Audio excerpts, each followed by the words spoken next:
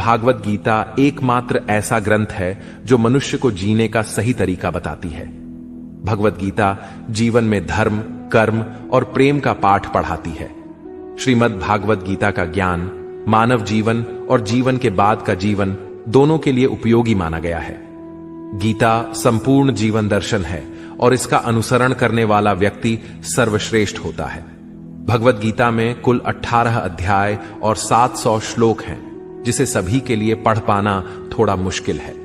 इसीलिए आज के इस बेहद ही खास वीडियो में हम श्रीमद् भागवत गीता के 100 विचारों के बारे में बात करने वाले हैं, जिन्हें जानकर आप श्रीमद् भागवत गीता का सही मतलब समझ पाएंगे। इसलिए विचारों को आप हर रोज रात में सोने से पहले सुने।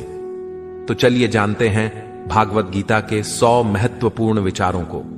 भगवान श्री कृष्ण कहते हैं, जिस तरह प्रकाश की ज्योति अंधेरे में चमकती है, ठीक उसी प्रकार सत्य भी चमकता है। इसलिए मनुष्य को हमेशा सत्य की राह पर चलना चाहिए। मृत्यु एक अटल सत्य है जिसे कभी बदला नहीं जा सकता है। इस संसार का जब से निर्माण हुआ है तब से जन्म मृत्यु का चक्र चलता आ रहा है। जिस प्रकार मनुष्य अपने पुराने वस्त्रों को त्याग कर नए धारण करता है, ठीक उसी प्रकार आत्मा पुराने व्यर्थ शरीर को त्याग कर नए शरीर को धारण करती है। यह प्रकृति का नियम है। इस सत्य को स्वीकार करके भय मुक्त होकर आज में जीना चाहिए। ज्ञानी व्यक्ति ना तो मरने वाले का शोक करते हैं और ना ही उनका शोक करते हैं जो अभी जिंदा है, क्योंकि वह जानते हैं जो मर गया वह फिर से जन्म लेगा और जो जिंदा है वह एक दिन जरूर मरेगा। कर्म ही सबसे बड़ा धर्म है।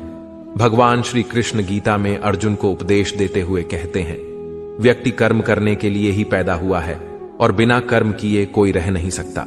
मनुष्य को परिणाम की चिंता किए बिना अपने कर्तव्यों का पालन करना चाहिए। क्रोध मनुष्य को नरक की ओर ले जाने वाला द्वार है।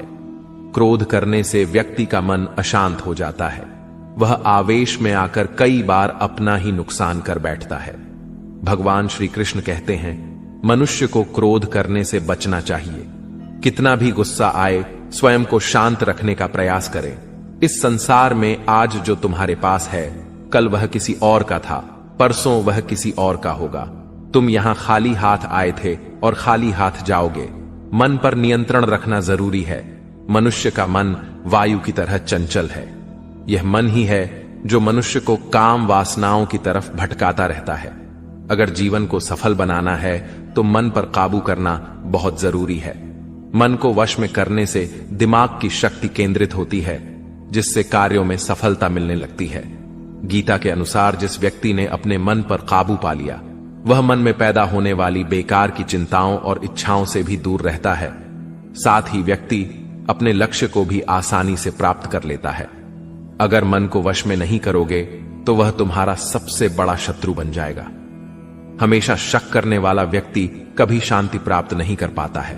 इसलिए संदेह करने से बचें। अधिक संदेह करने से मन की शांति भंग हो जाती है और व्यक्ति भ्रमित होकर अपने संबंधों को नष्ट कर डालता है। तन की सुंदरता मन को आकर्षित करती है, जबकि स्वभाव की सुंदरता हृदय को आकर्षित करती है। इसीलिए मनुष्य का स्वभाव हमेशा निर्मल होना चाहिए। कौन क्या कर रहा है, कैसे कर रहा है और क्यों कर रहा है, इन सब से आप जितना दूर रहेंगे उतना ही खुश रहेंगे। जिंदगी में हम कितने सही हैं और कितने गलत हैं, यह सिर्फ 2 लोग जानते हैं, एक परमात्मा और दूसरी हमारी अंतरात्मा। संगीत भगवान श्री कृष्ण कहते हैं, जिस मनुष्य के अंदर ज्ञान की कमी और ईश्वर में श्रद्धा नहीं होती, वह मनुष्य जीवन में कभी भी आनंद और सफलता को प्राप्त नहीं कर पाता। मोह विनाश का कारण होता है। मनुष्य के दुखों का मूल कारण उसका मोह ही है। वह जितना अधिक मोह करेगा उतना ही अधिक कष्ट भी भोगेगा। पछतावा अतीत नहीं बदल सकता और चिंता भविष्य नहीं संवार सकती। इसलिए वर्तमान का आनंद लेना ही जीवन का सच्चा सुख है। श्री कृष्ण कहते हैं, जो तुम्हारा साथ देता है तुम उसका साथ दो, और जो तुम्हें धोखा देता है तुम उसे त्याग दो। जिस जगह आपका सम्मान नहीं हो वहां पर कभी जाना नहीं चाहिए, वरना लोग आपको कमजोर और बेवकूफ समझेंगे। जहां बारिश ना हो वहां फसल खराब हो जाती है, और जहां संस्कार ना हो वहां नस्ल खराब हो जाती है। जो लोग यह कहते हैं मेरे पास वक्त नहीं है, असल में उनके खास रिश्तों की गिनती में आपका नाम ही नहीं है। बात इतनी मधुर रखो कि कभी वापस भी लेनी पड़े तो आपको कड़वी ना लगे। खुद में थोड़ा स्वाभिमान होना जरूरी है, वरना लोग आपको वहां भी दबाने की कोशिश करेंगे जहां आपका अधिक है। जब तक तुम अपने आप से नहीं हार जाओ, तब तक दुनिया की कोई ताकत तुम्हें हरा नहीं सकती है। कमजोर तुम नहीं, तुम्हारा वक्त है, और वक्त सबका बदलता है। तुम बस अपना कर्म करते जाओ। जिसने कभी संकट नहीं देखा, उसे अपनी ताकत का कभी एहसास नहीं होगा। जो दूसरों की तकलीफों को समझते हैं, जिनमें दया है, जो दिल से अच्छे हैं, उन्हें दोबारा जन्म नहीं लेना पड़ता है। किसी को कुछ देकर घमंड मत कर। क्या पता तू दे रहा है या पिछले जन्म का कर्ज चुका रहा है।